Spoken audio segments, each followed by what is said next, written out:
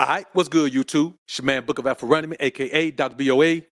Yep, I got time today. Let me hip y'all to something. Jess Hilarious has been one of the most outspoken, quote-unquote, boss chicks that we've seen. In the past few years, she's talked about how she was too good for Country Wayne.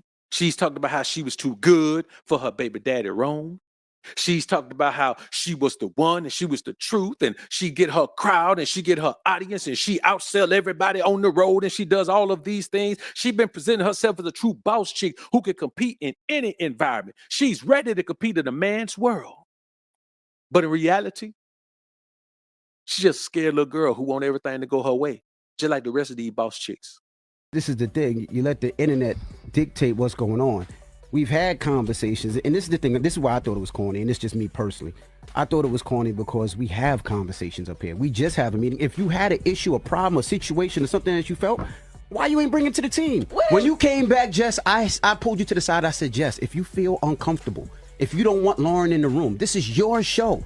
We can make that the change whenever you want. Did I not say that to you? Yeah, you did. It's not about wanting her in the room, yo. It's about the segment. Like it was like y'all have that conversation wanted off her. air. If you had a problem, say it I've to us. We had a meeting yesterday. Conversations off air. What not is we like talking that. about? Not like nobody having my back, because we have your back. As far as the Corey Holcomb thing, y'all been beefing for 11 years. I'm not worrying about it's not even about you. Worried about comments, and you worried about what people say after. The perception and my reputation to be on the show. They've been ishing on me for 15 years. They've been ishing on Charlamagne for 15 years. But that's on you. And the things that people ish on me for is on me. We supposed to be a team up there, bitch. Not one person comes to my defense at all. Like when I'm like not one mother ever with this online shit. Like, why the should we have to keep playing it? Man, listen, I know one thing. Angela, you ain't that motherfucker crazy. Not as crazy as try to make out to be. Nah, it's the reason that lady wanted to leave that show. I don't know how she did that shit for 13 years, man. I'm telling you. I don't give a fuck. Y'all already know what's up with me.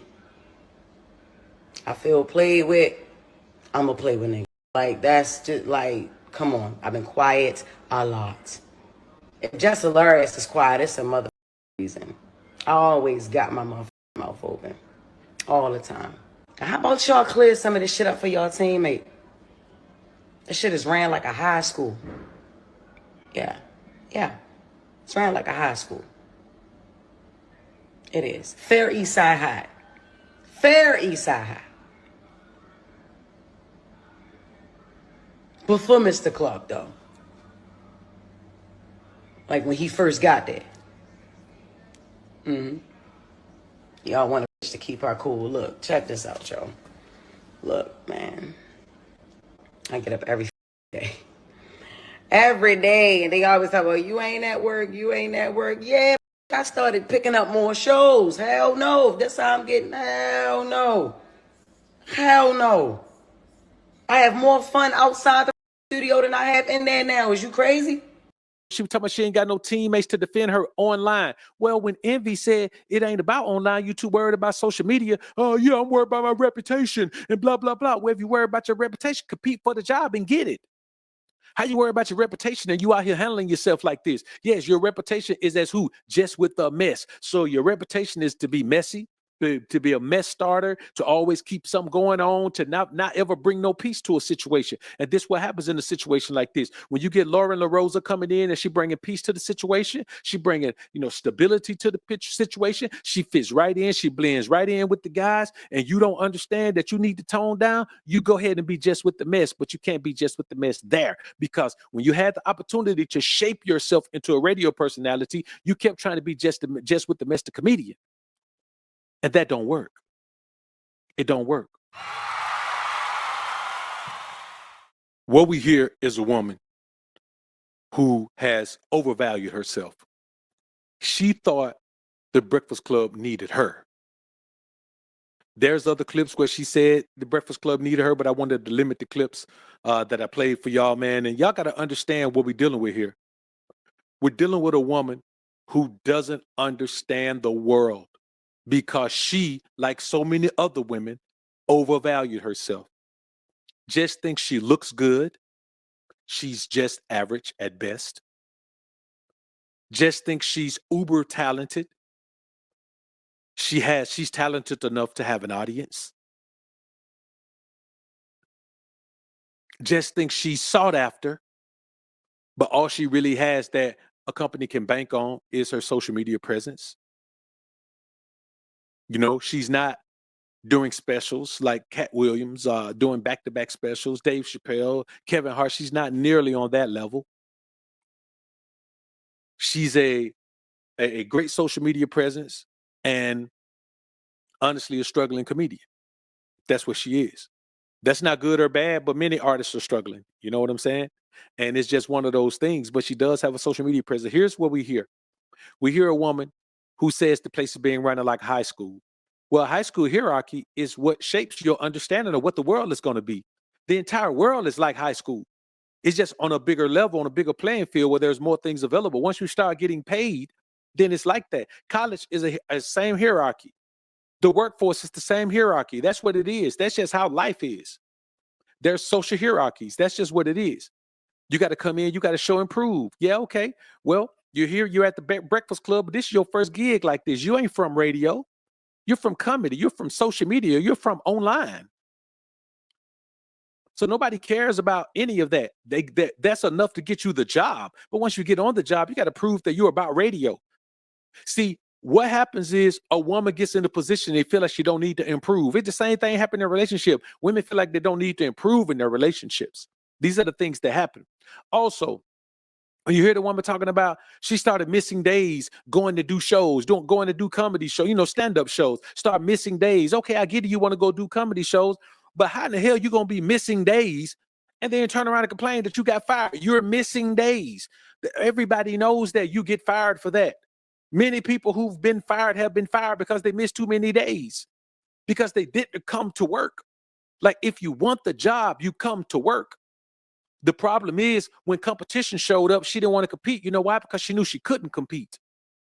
When she realized who that girl was, what her credentials were, and that she had been on TMZ and all of that, she realized she couldn't compete. And even worse than that, she felt like she shouldn't have to compete. Why? Because she's just with the mess. She is just with the mess.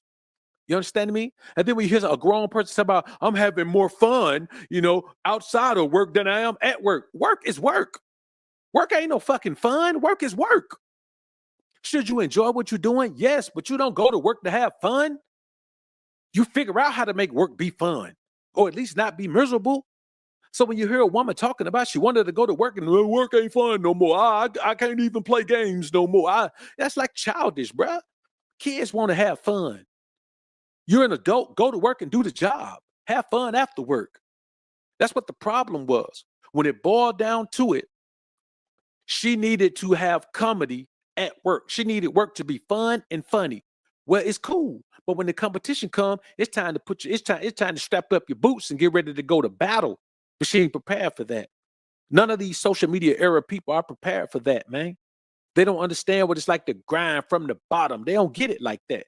When you could just throw something up on social media and pop off, you understand? When you could literally cut on your phone and post some, and 3 years later pop off with no grind, no nothing. Just be working a regular job, just throw some up. You ain't got to do no grind. You ain't got to hit no circuit. You ain't got to do nothing. That's what we're dealing with. Also, when you hear Envy told her, man, she should have stayed offline. Envy just told you should have stayed offline. Just stay offline. That's all you got to do is stay offline. You ain't got to do nothing else. Stay offline. Just hilarious. That's all you got to do. Talk about this behind closed door. Whatever you got to say, talk about it behind closed doors. But you can't do that when you're entrenched in social media. When you believe social media is the place to share your entire life, you're going to go share it on social media from sometime before you even discuss it with the people. You understand me? And what's her response? She's impatient and loud. And she's talking to Envy. Let me tell y'all something. iHeartRadio is the parent company of that show. But DJ Envy and Charlamagne own that show. That show does not work without Envy and Charlamagne. Let Envy or Charlamagne leave that show and watch it doesn't work anymore. It doesn't work. It's like Sanford and Son didn't work when Red Fox left. It's like Good Times didn't work when John Amos left. When the main characters leave, it doesn't work anymore. Power didn't work once Ghost was gone. It didn't work. That's just how it is, man. You can't even do Power anymore. You got to have 15 spinoffs to make up for one show, because when the most powerful member of the cast is gone, you can't replace it. The show is built around that. That Breakfast Club show is built around Charlamagne and Envy. That's how they can let Angela Yee go and the show keep going.